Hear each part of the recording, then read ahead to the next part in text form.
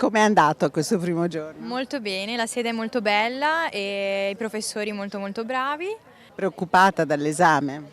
Oddio, al momento non troppo, vedo che comunque i professori sono molto bravi a spiegare e anche il materiale che ci viene fornito è molto utile, quindi speriamo vada tutto bene. Partito il semestre filtro all'Università di Padova, 3.687 gli studenti che tenteranno di conquistare l'ambito titolo di matricola della Facoltà di Medicina, che alla fine sarà riservato solo a 686 di loro.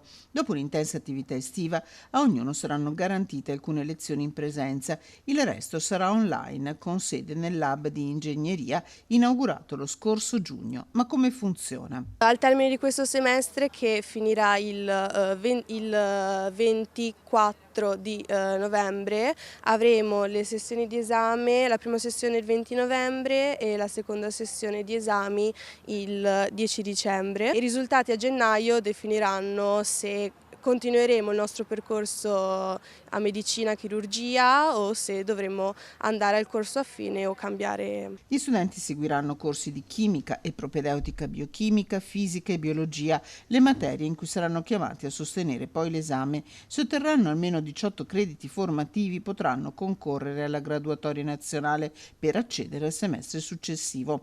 Un percorso che non convince gli studenti. La formula non mi piace proprio niente, diciamo che quella dell'anno scorso era male, questa è ancora peggio, perché dovrebbe essere per aiutare gli studenti e alla fine ci mette in condizioni ancora peggio, ancora più pietose, però i professori li ho visti bene e preparati, quindi sono contenta. Se da una parte dà la possibilità a più persone certamente di provare a inseguire il loro sogno, a raggiungere il loro obiettivo, dall'altra è anche più limitante. Sapere insomma se andrà tutto bene o no a gennaio è sicuramente limitante. Avrei potuto organizzarmi in maniera molto diversa, avere molte più opzioni se fosse rimasto esattamente come gli anni scorsi o comunque come l'anno scorso con la banca dati, avrei avuto più possibilità di scelta. Personalmente avrei preferito che mantenessero il comune test d'ingresso, che avrebbe detto agli studenti subito se sarebbero stati idonei a questa facoltà o meno.